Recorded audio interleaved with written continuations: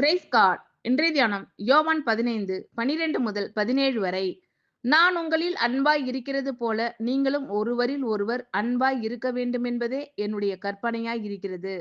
ஒருவன் தன் சிநேகிதருக்காக தன் ஜீவனை கொடுக்கிற அன்பிலும் அதிகமான அன்பு ஒருவரிடத்திலும் இல்லை.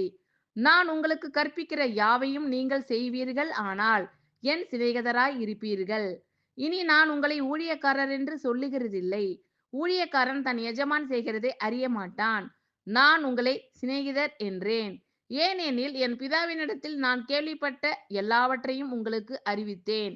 நீங்கள் என்னை தெரிந்து கொள்ளவில்லை, நான் உங்களை தெரிந்து கொண்டேன்.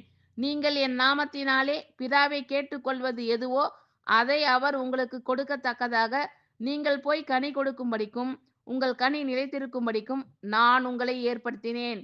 நீங்கள் ஒருவரில் ஒருவர் அன்பாய் இருக்க வேண்டுமென்றே இவைகளை உங்களுக்கு கற்பிக்கிறேன். ஆமென். Thank you Lord.